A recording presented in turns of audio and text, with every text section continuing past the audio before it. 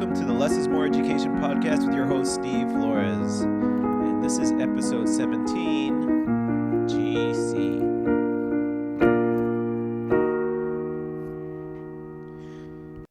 This week, we interview my personal podcast barber and former student, GC. I decided to kill two birds with one stone by interviewing GC as he cut my hair, so I apologize for the sound quality. GC is in his senior year of high school, and he walks us through his experiences in public education to give us insights into the experiences of a modern student and how policies, parenting, and teacher practices shaped his learning, and maybe we can learn something from those experiences. So this podcast is going to be a little bit different in that you're going to hear me jump in and jump out, kind of giving context to what we're talking about at any given moment. To begin with, we're going to learn about GC himself and what kind of a student he was. So you're going to hear me talk to him about what kind of a student was he in elementary school, in middle school, in high school, and what his stress levels were at any of those given moments. I hope you enjoyed the episode. Your personal podcast barber. Yeah, personal podcast barber. I like that. Yeah. How have you been? I've been pretty good. The school year been? Right now I guess it's kind of stressful with like the mix of with schoolwork and then basketball and then also with me being a part of ASB. Oh, yeah. So it's been kind of hard because I know with ASB, your grade is kind of dependent on your participation and your attendance with going to work days, which are like after school. Mm-hmm. But then so I also have practice after school as well, which is kind of hard to manage around with. Yeah. Since like I guess it also depends on how long you're also there for work days. Yeah. Wow. Yeah, then you're doing all of this. Oh yeah, it's this. But mostly I just cut hair on the. Or right now I've just been mostly cutting on the weekends. Before I would be able to do it like during school, or not like just during school, but like school days, like right after school. What were you like as a student, like in elementary school? Elementary, I felt like I was a very, I guess, active kid. I would like to. Well, when I was younger, I would like to conversate with a lot of people and hang out with all the different friends I had, especially at recess, but also in the classroom. I would also like to learn, especially with math, because I felt like when I would do math in class, that's where I would succeed the most, and then that's where, it would show, because people would always come to me to ask, like, they would ask for help.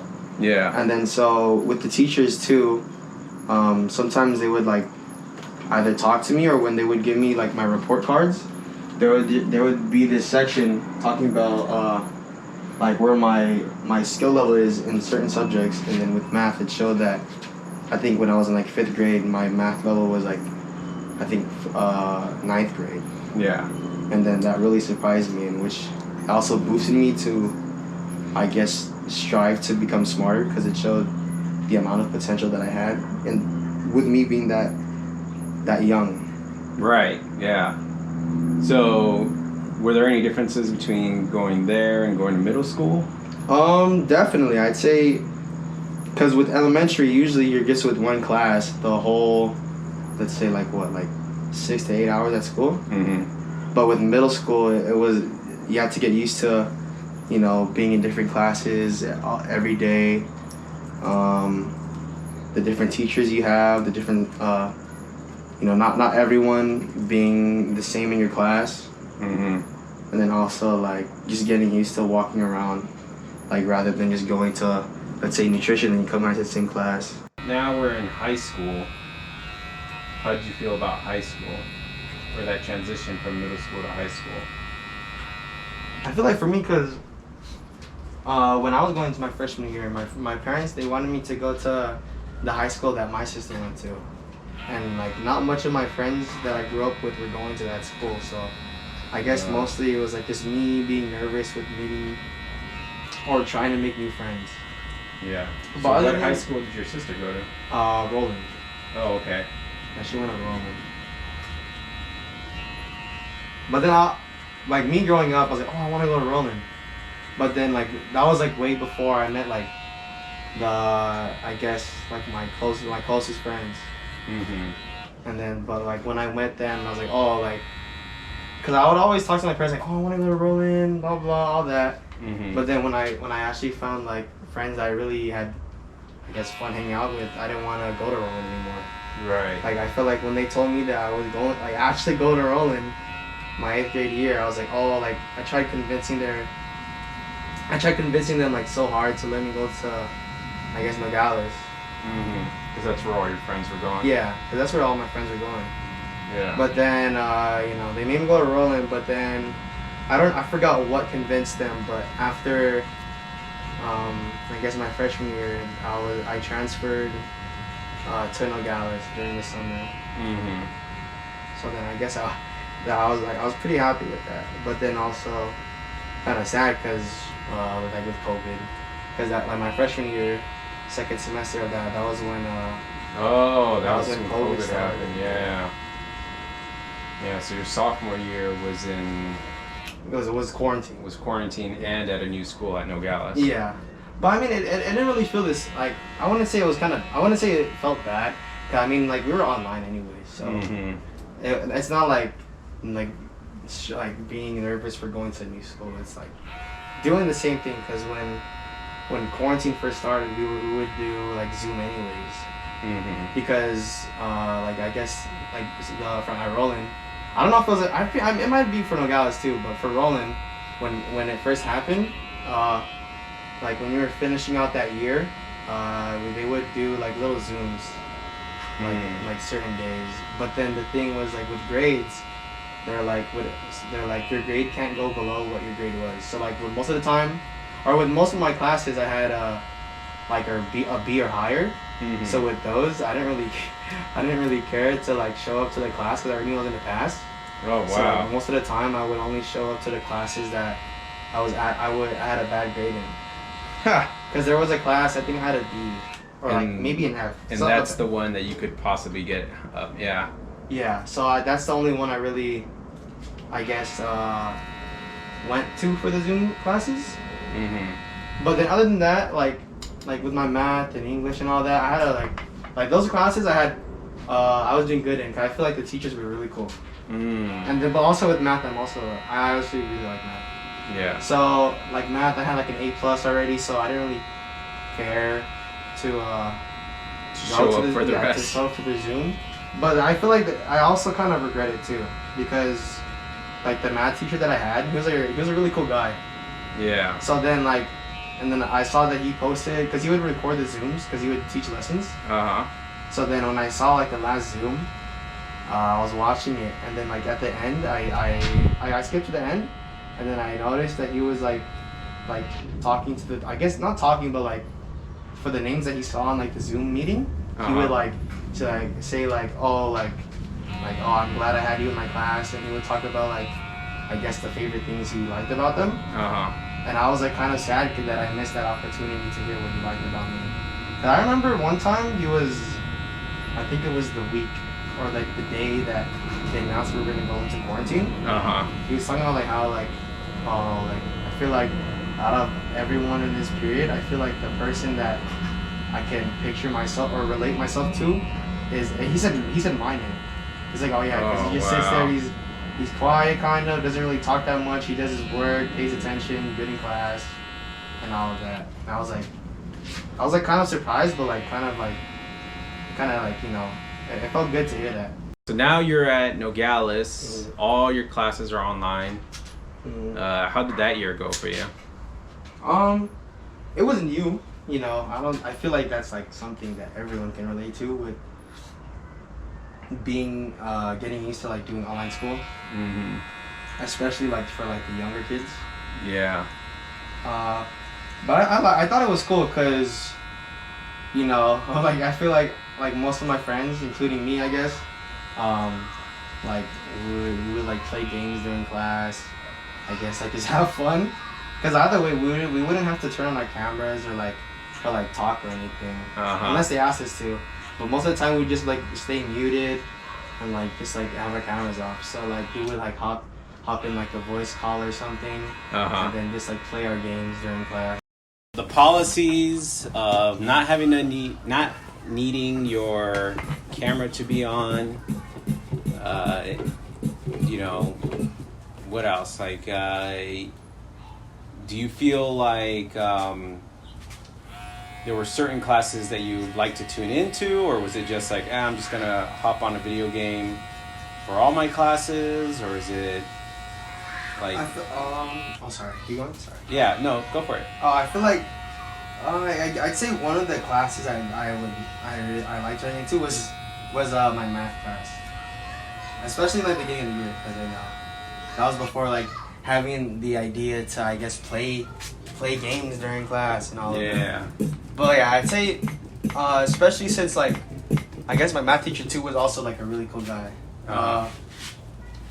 Like just like from the way he taught, and then also because like he would talk about like the computer that he bought, because he said he made a custom PC, a computer. Oh, okay. And then so yeah, I just related to that too, because I also like even during quarantine, when like my freshman year when COVID first started, I also got a custom computer, and I thought that was pretty cool. Yeah. I guess like we both related in a way to where we both got Built like this a new, thing. built a new computer during quarantine too. Right. So was that the only class you tuned into, or was it? I'd say mostly in the first semester of school, I tuned into like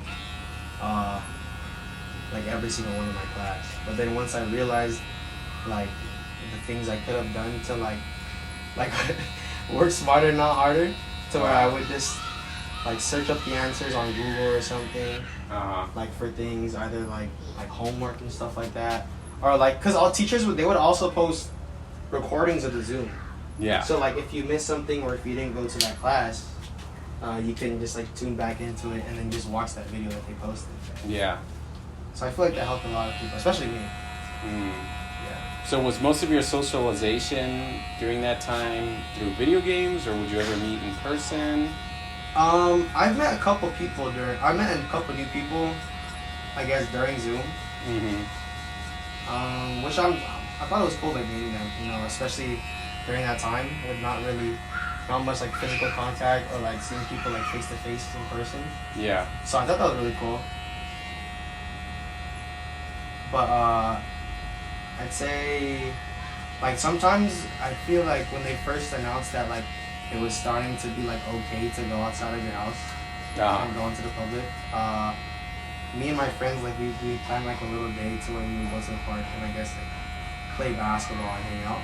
Oh, that's so I cool. thought that was pretty cool. The following year, we came back in person, Yeah. right? So how do you? That's like when I had you, right? Yeah, that's when I had it. Yeah. So how do you feel that year went? I feel like it was pretty good.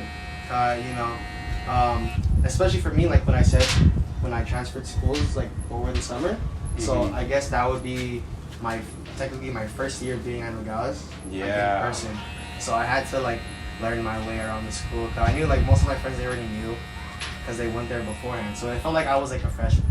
Yeah. Especially I knew like the sophomores for that year too, because since they started their freshman year off like during Zoom, so they also had to like learn their way around the school too and familiar. Yeah. So they were like, you got like 3 years of freshman on campus. Yeah. Do you feel like not focusing on school your sophomore year and then towards the end of your freshman year had any effects your junior? Honestly, not really. Yeah. Because I feel like because I had most of the classes that I was taking, or only class I felt like that I wish I could have I guess tuned into more that led on to the next year was my history class. That's the only thing. I feel like with like math, I took algebra too. When I came back from my junior year, I felt like I was already doing fine, because it was just like I guess it was mostly like a refresh of algebra 1, but like with more things to do. And I still remembered some things from algebra 1, so like I already knew what I was doing. Mm-hmm. So I didn't really struggle with any other class except for I guess history. And then maybe your class too, cause no, I wasn't that good at science. Yeah. But other than that, I felt like school wise, I would do pretty good. How about your senior year now? How do you feel like that's going? Right now, I feel like, I feel like my classes, like some of them, like my math class this year, I guess it's kind of hard. Cause like, I'm taking like honors for my math, and then so my teacher, like I feel like, you know, since I'm in the honors class, I feel like when she explains things to an extent, because I feel like they like with it being honors, they expect us to already have a better chance or have a better time understanding the things that she's teaching us. Yeah. Like compared to like the regular classes. But other than that, I'm starting to get the hang of it too, so it's not that bad. Yeah. So this is gonna be your last year. How do you feel about that? To be honest, like compared to like my other friends, like I actually kind of don't want to graduate. You don't want to graduate? Oh yeah, cause I don't know, cause like I guess not. I'm not really scared, but like I guess I'm not ready to graduate yet. I don't know if it's just cause like me not having a full high school experience, Right. or like me missing the feeling of being like in an actual like grade school, not college. I feel like our entire lives we've like, I guess like school has like shown us or told us to like look forward to college, but then now that I'm like actually at the last year in my life to where before I'm going to college, like it's just kind of nerve-wracking. Right. So, do you want to go to college? Yeah, I do. Yeah, but I'm still kind of figuring out what I want to do for my major. Right. So, is there any... Were you ever presented with any other options other than college?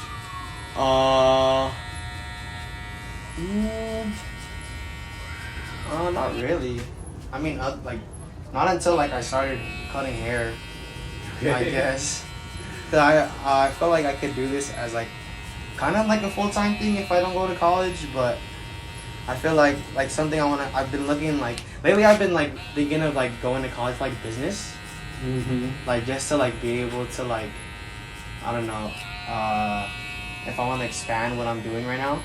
Yeah. And like, I guess to make more money or whatever, or to like, I guess like, yeah, just expand in general, whether it be money wise or like, you know. But other than that, I have really no idea. Like right now, I'm just putting on like my barbering. Let's put a scale to like your stress levels, right? Because you're talking a lot about stress throughout this. So let's say before you started school, do you have any memories of before you started school? Like since elementary or like before this school? Like before first or before kindergarten, I guess. Because you went to kindergarten, right? Yeah, I started kindergarten. Yeah. Or actually no, I started, I guess, preschool. Uh-huh. I don't know if you would count that as like school, I guess, or like daycare. Yeah. But Well, let's start with preschool. Like on a scale of 1 to 10, how stressful was preschool? I mean, I want to say it's really stressful. All I remember is like doing like some like fun activities. I guess like snack time, nap time, all of that. Uh-huh. So on a scale of 1 to 10, 1 is like, or let's go 0 to 10. 0 is like, I feel no stress whatsoever. Versus 10, I feel like this is the most stressful time of my life. With preschool? Yeah, preschool. I'd say 0. I didn't really 0. Okay. How about kindergarten? 0. I don't 0. really remember any. What about elementary school? I feel like the only type of stress I would have during elementary school is when we would take SBAC testing. Ah, the testing Yeah. would give you the most stress. That's Yeah, interesting. yeah. All right. So during the testing, what's your stress level at? During shit. I'd say maybe it would be like around like a 6 to a 7. Cause I didn't think that much of it, but I knew that 6 to a 7. because when teachers would explain SBAC testing, it would be like a big deal for kids. I feel like. Ah, so the stress is coming from the messaging of the teachers. Yeah. Really? That's interesting. Yeah. Okay, so what if you're not testing, if you're not doing SBAC testing? what would you call the stress level of elementary school? Uh, I feel like if you're doing like bad in class, and then there would be like parent-teacher conferences and that, Yeah. and then like seeing like, I guess your teacher talking to your like parent or guardian about like, let's say you're doing bad in the class, and then you see the reaction on their face. Because I feel like the parents but like when you're younger, I feel like most of the time they always tell you to do good in school. They have like a lot of like, I guess, belief and like trust that you would listen to them and do good in school. But then if they find out like, yo, like you're doing bad in school, your teacher like, and then your own teacher tells them that. Yeah. I feel like it's like, oh, like I feel like sometimes the reaction is like, am I as a parent doing what is right for my kid to be able to learn well in school or do well in school? So do you feel like your parents take on a lot of that stress? I guess, yeah, because I feel like with parents, like I feel like they have a lot of influence in the beginning stages of their kids' lives. Yeah. Yeah. So what if you're not in trouble? You just, taking your classes in elementary school. What's your stress level at then? What? What's your stress level at then? Like everything's going good. You're taking your classes. You're not running into any major problems. Well, I'd say maybe just like a 1. Yeah. Because I feel like the only type of stress I would have is like the type of stress like of feeling like of just preparing for another one of those big things to happen. Yeah. But that would be pretty much it. I don't think anything else like that. All right. What about junior high? Junior high? Oh, when I was in junior high, I didn't really do anything. Cause when I was in 7th grade, I'd say 2nd semester, I found out that for the school I went to, I don't know if it's for everyone, but I found out that even if you fail your classes, you still go on to high school.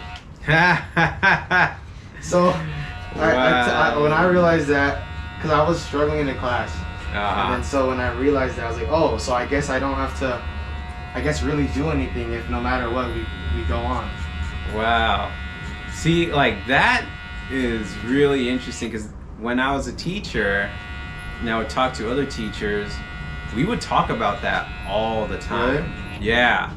Because there was a time where if you failed, you had to like repeat a class like for summer in order for you to get into high school, or you'd have to like make up classes or units some other way, right? But they would hold you back if you didn't. And a lot of the teachers that I talked to said like, oh yeah, when that was the policy, the kids that we would get in high school were of higher quality. Like they knew more things, they could do more, they had stronger math skills, stronger reading skills, stronger writing skills. They're just stronger students overall. The moment that policy got implemented where like, yeah, you could fail, but it doesn't really matter, you'll just get pushed forward, that's when they started to see like a huge drop in quality in terms of like what the students are capable of doing. So I find that like really interesting because it seems to match up with what teachers were experiencing. Because then it's like, all right, well, why try? Yeah. Right? And that's a good question. That's a valid question. It's like, well, why? Yeah, why? If none of this matters, why should I try? That's interesting. So in junior high, you felt like you were starting to struggle more. Why do you think that happened in junior high? With me struggling more? Yeah. I guess I'm not 100% sure, but I feel like for me it would be like, as me like growing up, I guess going through puberty and like growing up, I feel like, I don't know, I feel like a lot of people like go through a lot of like mixed, I guess, I don't know, like just the feeling of growing up. I don't know. I feel like with puberty and all that, like it affects people. Yeah.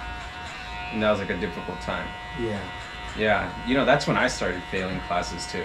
Really? Yeah, I was in junior high. Like I was a perfect student in elementary school. Yeah, same. Yeah, and then, but you know, I had other issues going on Mhm. around when I started junior high. Mhm. And like, you know, my parents were divorced Yeah. or finalizing their divorce. There was like a lot of moving back and forth between houses. There was, you know, we also had my younger brother was born and he was like running around and we had to watch him all the time because my mom had to work all the time. Mhm. You know, we had various people living at our house that used to not be true when we were in elementary school. You know, and so it was very hectic. And then that on top of like what you said, puberty, which really like your hormones really mess Yeah, you your up. hormones. Yeah.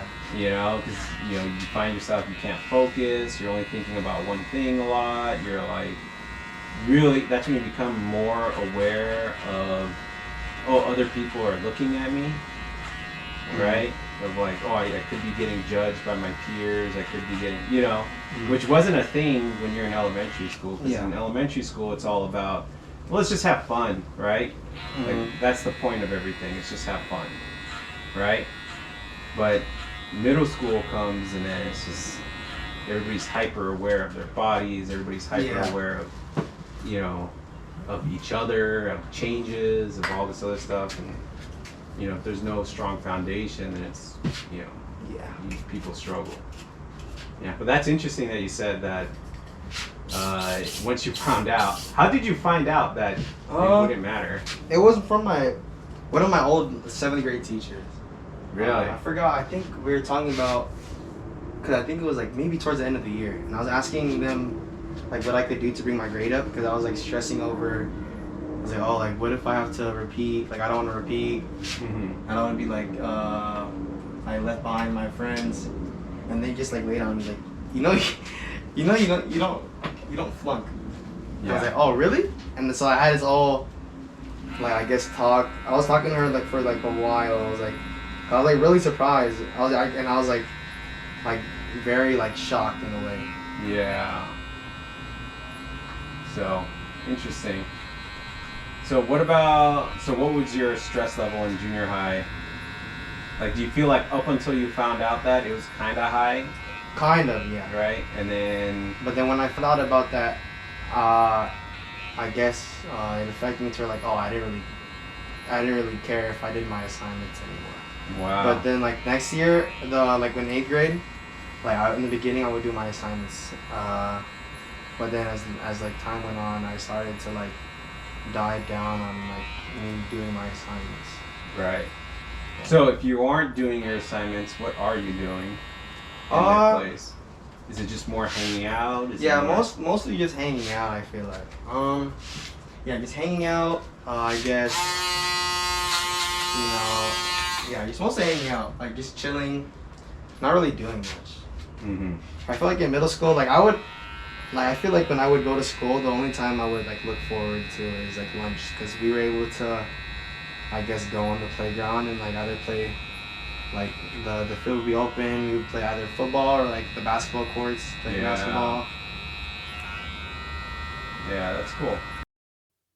So here we have a pretty good summation of GC as a student. He's a pretty good student, especially in elementary school. He had early success in math, which motivated him to do well because it distinguished him apart from other students. And this is one of the most important things to note as a teacher is the effect that recognition has on students, particularly if you tell them or talk to them about their strengths. You know, it gives them an extra, something that's specific gives them that extra motivation to try harder. And later on, you hear him talking about him now taking honors classes. And so he's overall a good student. And we also got to hear about his stress levels across his education, right? Where there's very little stress, preschool, even in elementary school. One of the most interesting things to note is stress levels did seem to go up when the conversation turned to high stakes tests, which is interesting from a teacher's perspective because it also lets you know, how you address something like a test can have an effect on the students and how they perceive and how their stress levels are. So if you as a teacher are feeling stressed out, that stress can be transferred over to the students. And depending on what type of situation you're in, that may or may not be good for the students. So if the students really, if you feel stress and you start to apply that pressure to your students to do a math test, but you know that they're all prepared, that you've drilled with them, you've worked with problems with them, you're pretty confident that most of them get it, the students are probably going to do well. That's what the research tends to show. But if your students are new to this or still feel unsure about the content, adding that extra stress is just going to decrease their ability to perform. And so that's what I mean by this may or may not hurt them. And so it's really important for us as teachers to realize, okay, here's the ways that we can affect our students.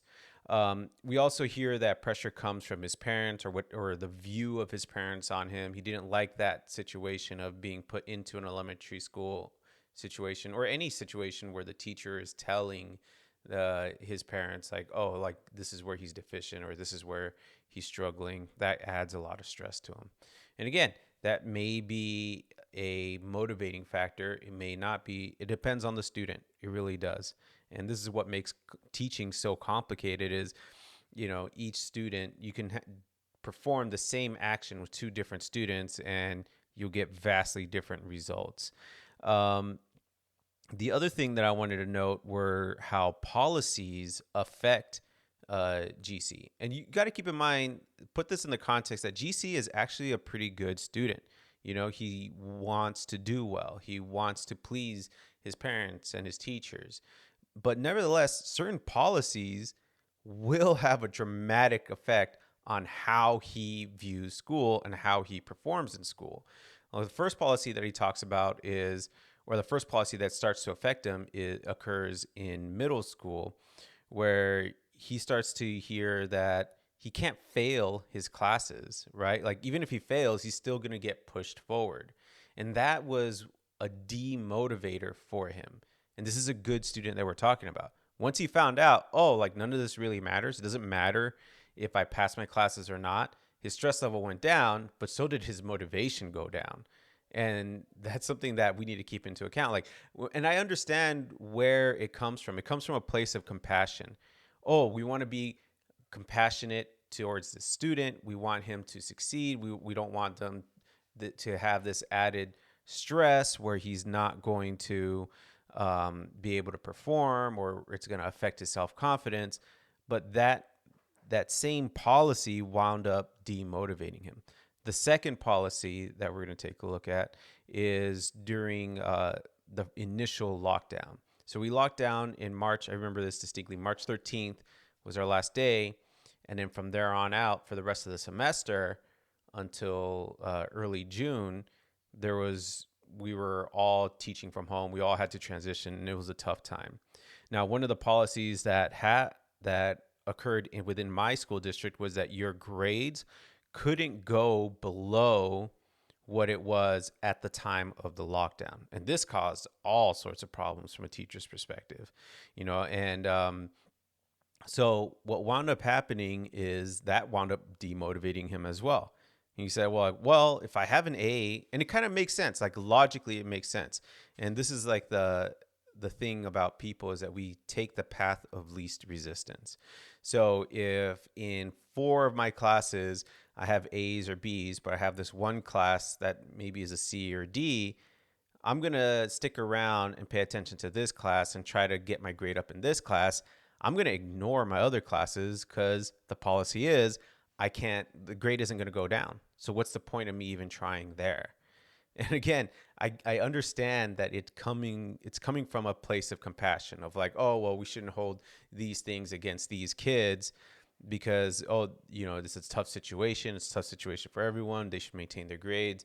But it wound up costing them that final part. It's almost an entire semester of learning because they didn't really want to, pay attention if they knew, oh, my grade isn't going to go below an A.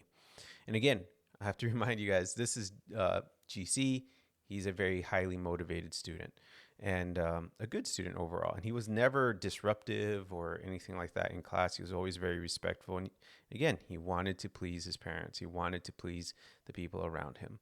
The third policy happened during the second year of lockdown, where the district decided, okay, we can't mandate that cameras are on for all the students because not all the students have the appropriate technology, right? So, we're going to make it a policy that you cannot tell your students to have their cameras on. The moment they heard that, GC, again, he just decided, all right, well, if I don't really need to do that, I'm going to work smarter, not harder. If I get any kind of assignments, I can just Google the answers. Nobody's going to be checking in on me. I'm going to open up this side chat. I'm going to play video games with my friends.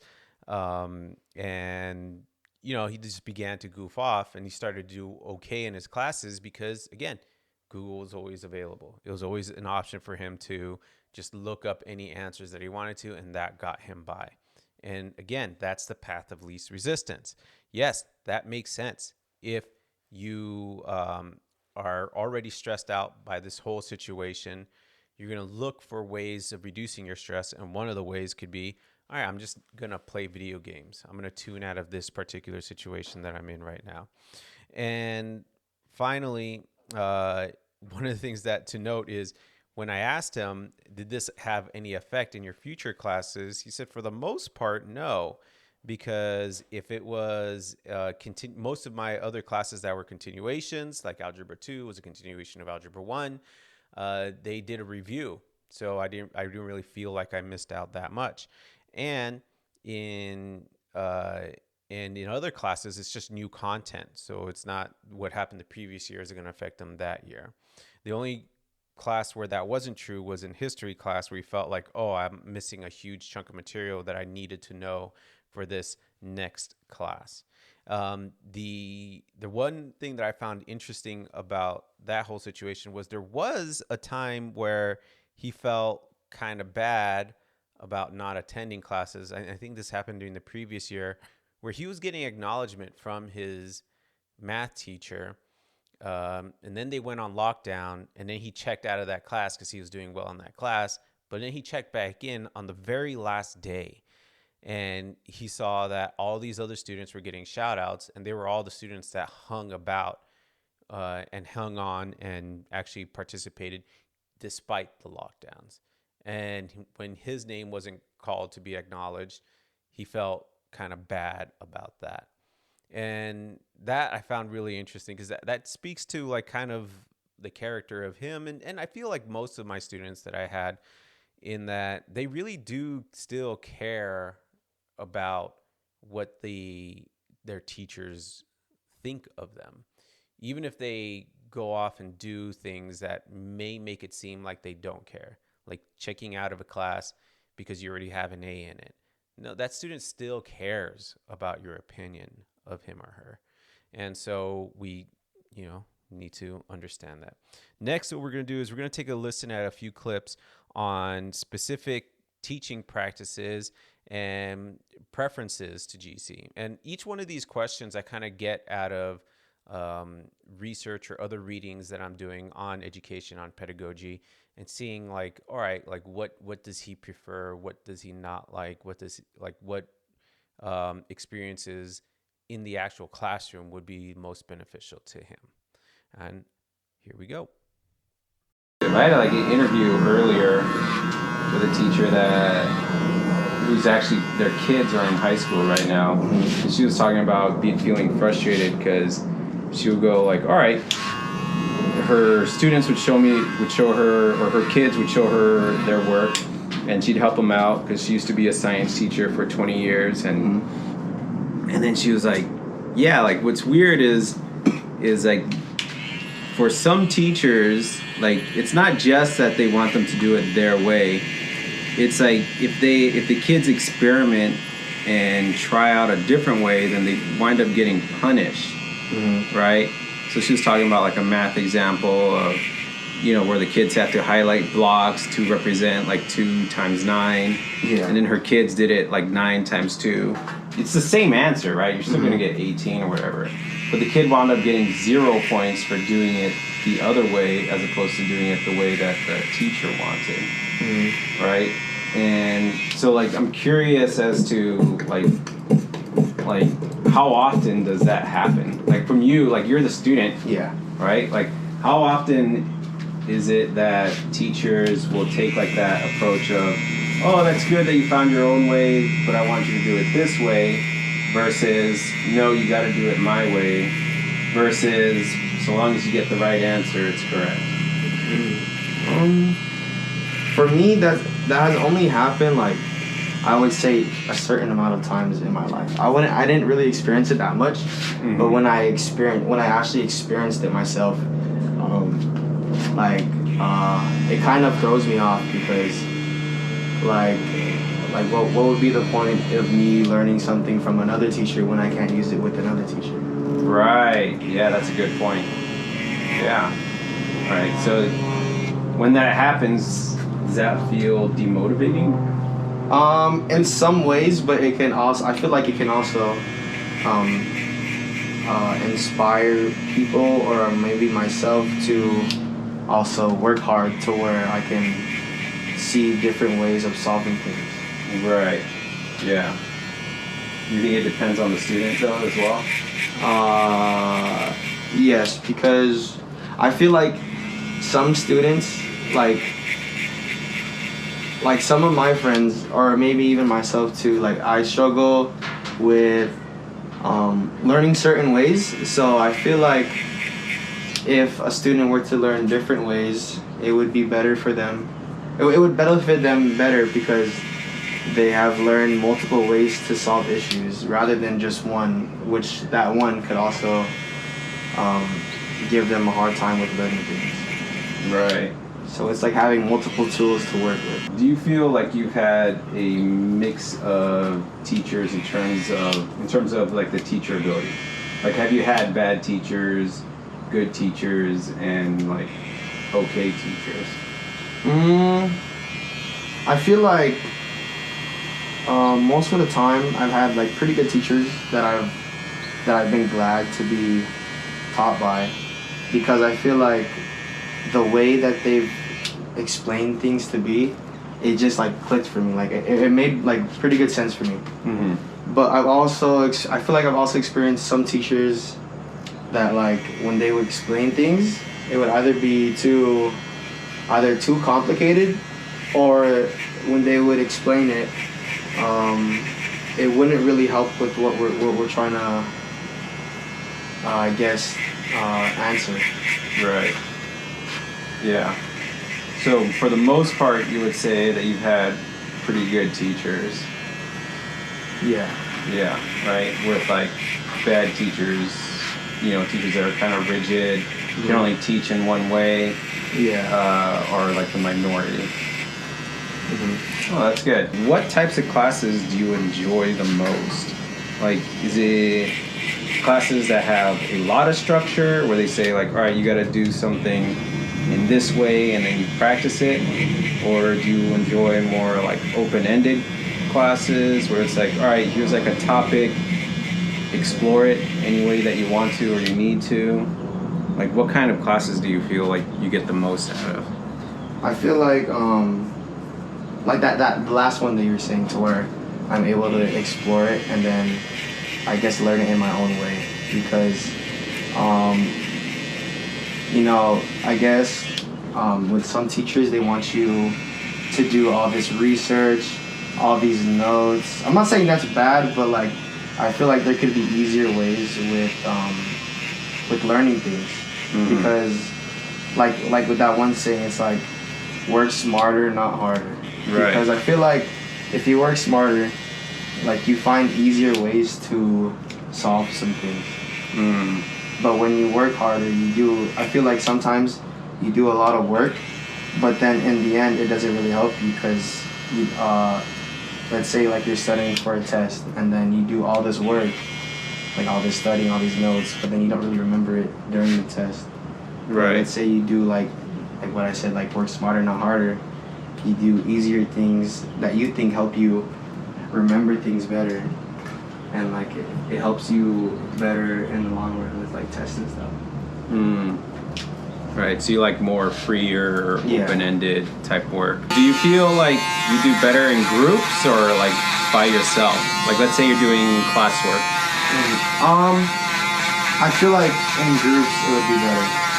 Because, or for me, I think groups, because you also, I feel like if you were to do like a project or like I say like a project or an assignment, and so where you have to research something, I feel like if you're in a group, you have a better chance of finding more, I guess, factual things and like notes to write down rather than just doing it yourself. Because let's say you miss something, and that's something that you missed could be like a real, I guess, key thing to what the assignment is about. And I feel like if you were to miss that, it could really screw you up. But then with the group, you can also go to them, I guess, for help. And it also, I feel like it helps you better with like teamwork and stuff like that. Who do you feel like you learn better from? Is it like from people that you work on projects with together, or from the teacher themselves? With group works? Yeah, or even just learning in general. Honestly, I feel like I'm able to learn from both the teacher and the other students in my class. Yeah. Because I feel like sometimes the teacher would explain like a lot of great things and like tell you a lot of helpful, I guess, facts and stuff about what you're doing. But I feel like with students, they're also able to like other students, they're also able to see what you're not able to see in what the teacher is trying to explain. So like their point of view. If that makes sense, I don't know if that makes sense, but Yeah. No, it does. Have you ever been in a class where you got to like choose the type of work that you do? Like from a list of items?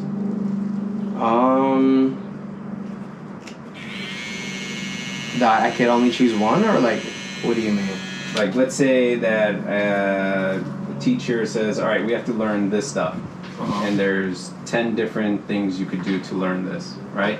But you don't have to do all 10 of them. You can do like 4 of them, or you could do 5 of them. Mm-hmm. So you have to choose which ones you want to do. Mm-hmm. Have you ever been in that situation? I'm not 100% sure. I feel like you've done that one time. Yeah, I did. I'm pretty sure you've done that one time. Yeah. So yeah, I feel like, but I feel like when you did that though, it gives us a lot of freedom to work with, or a lot of more space to work with, because we don't have to stick with like one thing. Like we're able to do multiple things that help us. Mm-hmm. Yeah. Do you prefer that? Yeah, I'd say I prefer that. So we just heard GC talk about his own personal preferences when it comes to his own education and what types of things he likes to experience in the class. And the questions that I was giving him were centered around 2 basic concepts. Number 1 is autonomy, and number 2 is relatedness. So autonomy is just your ability to feel like you have choices or control over your current situation. These 2 things are necessary for meaningful work, right? And I think the more we can introduce this into our students, the better off they'll be, because they'll take that idea of like, okay, I can have control over what I have and I can relate it to others.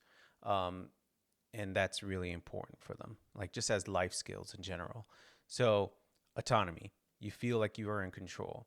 So one of the ways that we see this is that, most of the time he prefers like an open-ended exploration of a topic rather than somebody coming up and just lecturing for however many long minutes.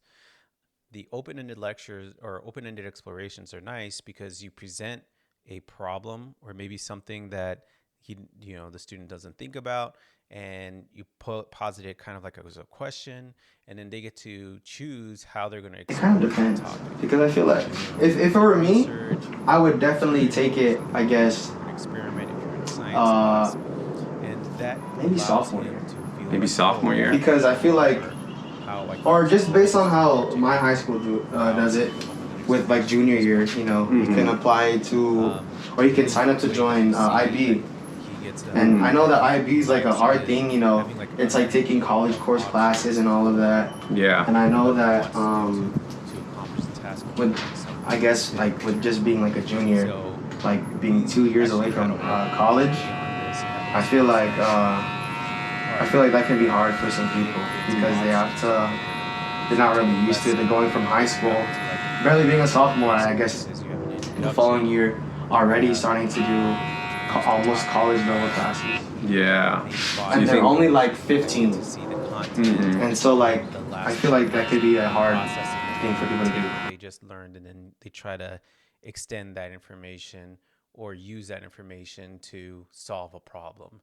And in each one of those categories, you provide the students with maybe 3 or 4 different options of how they want to accomplish it. And so long as they just accomplish something from task A, task B, and task C, then they have like their whole full menu of learning right there. And if they want to, they could even do like a couple of options from part A, a couple of options from part B, or a couple of options from part C, according to their own basic needs. And he found that when I did that in my own classroom with him, that he enjoyed it quite a bit. And that was kind of nice. And again, this is all like according to his own preference. And it kind of relates to this idea of autonomy. People like to feel that autonomy. People like to feel like they have control of their options. And that's what meaningful work is really about. The other part that if you listen closely to, he talks about this, or I ask him questions about, and he talks about relatedness, which is, can you find a way of like relating yourself not just to the content but to the other people that are around you in your group. And so when you give him the option of like, hey, would you rather work on something individually or as a group, he prefers as a group. And most of my students prefer working in groups. There's only like a few students that are like, leave me alone, I just want to do this by myself. But most students want to work in groups because you can get a lot of valuable information. One of the things he talks about is, oh, like my group might be able to pick up on something that maybe I have missed, which is an important facet of groups. An important idea when it comes out into the workplace, because if you want to be the best worker that you can be, you can't be working in isolation. And this is one of my main problems with the way education in California or in the United States just in general is kind of formatted, is that it's a very isolated process, right? You are in your room by yourself, and you're not given a whole lot of time or resources to really truly collaborate with other people. And in other countries, they give you a little bit more leeway for that. The other thing that he was talking about is that he felt, when I asked him, all right, do you feel like you learn more from your peers or more from your teachers? He said both, which means that a part of this relatedness is not just relating to his peers, but it's also relating to the teacher. So having a strong relationship with your teacher or having confidence in your teacher is going to be a really important idea or thing to have in an effective classroom. So if you like working, there's certain things that students will like getting from their peers. And I find that a lot of the times it's upon looking at some piece of information for like the second or third time, then they kind of prefer it from the peers because some of their peers have gotten that information, and then they can translate it to their fellow students in a little bit of an easier way. And that might even be for the first time that you're looking at information. For teachers are really in handy when we start to get into like really technical or fine detailed information that we're trying to get across to the students. So if you're going deep into some kind of a topic, having the expertise of the teacher around is going to be really important. And it's going to be really important for the teacher to have that base of knowledge and to be really prepared for those times. So those are the two ideas that I try to look at, were ideas of autonomy and ideas of relatedness in those questions, both of which I find are really, really important. Next, what we're going to do is I asked GC, what is the hardest part about high school? What's the most difficult part? And he comes up with an interesting answer. Let's take a listen. What are like the most challenging parts about school? I'd say. Ooh, that's a hard one. I'd say being able to manage time. That's probably one of the biggest things, especially for me right now. Mm-hmm. Like manage time, manage like assignments and all of that. Mm-hmm. Like trying to plan out what I wanna or what I need to, I guess, prioritize. Especially with the amount of things I guess I'm a part of at school. Yeah. It's kind of hard To keep track. yeah, to keep track and also, I guess, to be able to do all of it.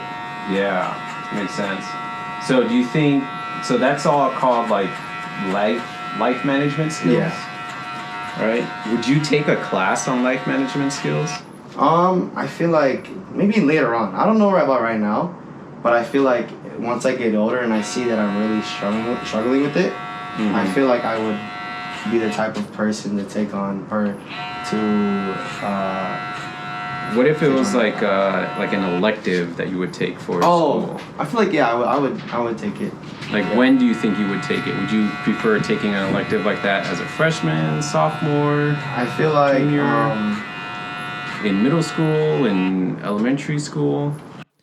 Life management skills or time management skills.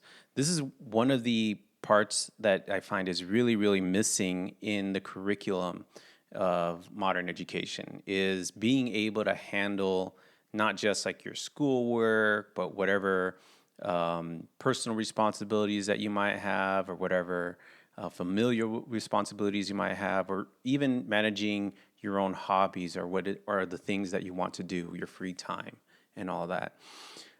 There's a book that's called Getting Things Done by David Allen, which I find is really useful in this realm.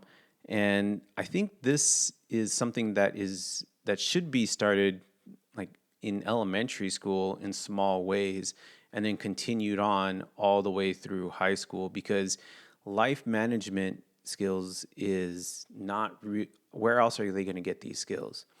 So many of my students come completely unprepared, not knowing how to manage their lives, feeling overwhelmed with all the responsibilities, or because they feel overwhelmed, then that freezes them. Like they can't operate, they can't move forward when they feel like the whole world is kind of crashing down on top of them. And there's all this pressure coming from different locations, from parents, from teachers, from counselors, from administrators to, especially go to college or do well on exams and things of that nature. So life management skills is definitely something that needs to be incorporated. And I feel like it would have been really helpful in the teacher training program, in credentialing programs to have this, because especially that first year of teaching is so hectic and so crazy, and you have such little time to get everything done. It would have been really helpful to have those skills and to practice them and then be able to give those skills over to students. All right. Next up, we're going to talk about when is school the most fun? And I thought this was really important because, again, you're going to see that it's going to come back to this idea of relatedness, right? And let's see. When are you having the most fun at school? I'd say in the classes I have interest in the most. Okay.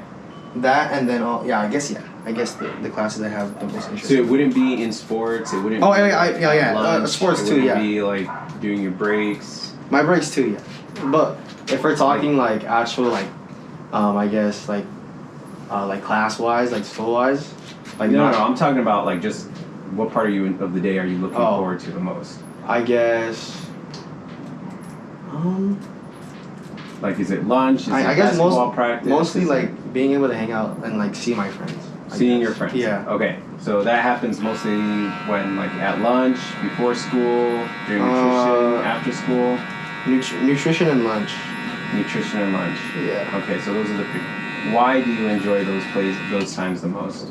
I feel like when I see my friends, it gives me like, I don't know, just being able to talk to them gives me like a sign of, I don't know, like like it's like when I talk to them, all the stress and all the anxiety that I have, like it just goes away. Like it just calms me. Like just being able to talk to them is like just calming for me. Right. Because it makes me forget about all the things that I have going on and like all the things I have to stress for. It's like a break of relief, like relief. One of the most important concepts that I found in this part of the conversation was how communicating with your friends and having that social interaction is a method of stress relief. And how that applies to my own particular site was I saw that those opportunities were being removed because of the irresponsibility of a small subset of students. So here's an example, and this happened many years ago. We used to have these really long breaks for lunch. They weren't even that long. They were like 45 minutes for lunch. And what would happen is, a few times at a year, there would be food fights that would just break out in those last 15 minutes. So the principal at the time, instead of trying to figure out ways to prevent the food fights by targeting certain individuals that maybe stardom or anything like that, he just decided, all right, I'm going to cut lunch down by 15 minutes. And so when he removed those last 15 minutes of lunchtime, all the food fights stopped. But you also removed a big opportunity for a greater majority of the students to relieve stress, right? To actually feel like they have the time to eat their food, talk with their friends, get, like relax in that middle part of the day so that they can handle the second part of the day. And the way you would see it with the students is they would just get more and more stressed as the day would go on. And normally they would kind of, decompress during that lunchtime. But then the lunchtime became another source of stress because they only had a limited amount of time to go to the cafeteria, wait in line, get their food, come back, eat it. And then by the time they're done with that, like all their social interaction time just kind of just disappears off into the ether. And now the bell's ringing and now they have to rush over to the next class. And that was really unfortunate. And I was like, there's no way this was the best plan. And one of the ways that kids relieve their stress is by relating to each other, by talking to each other, and by having more of that free, unsupervised time. And Dr. Peter Gray, who wrote a book called Free to Learn, and researches a lot on play and the ability for play to not only just be a way of developing social skills, but also as a way of learning really technical information. Cites this idea that as time has gone on in our school systems, we start to have fewer and fewer opportunities to play freely, which is what students need to develop socially. It used to be that if you went back like 50 years, a third of the school day was just free play time. You would have like a half hour in the morning, you would have an hour for lunch, you'd have another half hour in the afternoon, and then the rest, the 2/3 of the time was actually learning things and getting your schoolwork done. And now that's all been minimized, and all those times are being filled up with other things, and more often than not, they're filled up with academic things. In California, they're filled up with A through G requirements. And these are all the requirements that you need to get into a Cal State or a UC. And everything else just kind of gets removed. And that really creates a body of students that isn't capable of socializing, isn't capable of handling stress, isn't capable of being able to do conflict resolution. And we're starting to see how all of this is playing out in the greater part of society. And it's not good. And we need to introduce that idea of free play. And not only just free play, but mixed age play. Because I think that's another extraordinarily important idea. Because one of the things that tends to happen in that free play is you get like this almost like this communion between older students and younger students. I remember when I was growing up, we would have a lot of time after school to play with our neighborhood friends. And we were all of different ages. When I first moved into the neighborhood, I was 4 years old. And I think the oldest kid that would hang out with us was 8. And so he was like twice my age. But one of the things that was pretty cool was he would come down and he would take all of us younger kids who would range from 3 to like 7, and he would just teach us games. He'd go like, all right, we're going to go play freeze tag. Here's how you play. Here's how we decide how to choose who's going to be it. And we would all like get our feet in the middle and we would do like the song, Superman, Superman, fly away, and it would be a grand time. And anytime some of the younger kids would have problems or would have issues, we would go up to the older kid and go like, hey, I wanna learn how to do X. I want to learn how to make my bike do motorcycle noises or whatever. He would come up with like an idea, and then we would all implement it, and then we would just go with it. We'd run over aluminum cans and catch them in our wheels so that our bicycles would sound like motorcycles. And now you look out into the neighborhoods and you don't see any of that, right?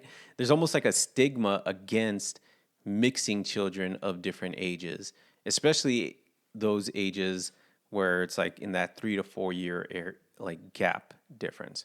In that book, Free to Play, he kind of highlights this school called Sudbury Valley, where they kind of just mix all the students together and allow them to learn freely. And what they found was that 3 to 4 year age gap was the perfect gap for older students to teach younger students. So if you were like 12, you would hang around a 16-year-old, because the 16-year-old would show you, how to play games, how to do simple math, how to read, right? And it was interesting to see how games were kind of like the center point. And through games, the younger students would learn how to read and how to do math and how to develop like number sense and all that. But there would always be a younger and older student. And a younger student would always be willing to go and ask an older student. And then the older students would feel compelled to help the younger students. And I think this is a really important concept, in that most people are nice. Most people are willing to help. Most people are there. I mean, think about any time in your own life. If you're a teacher, especially, you feel this all the time.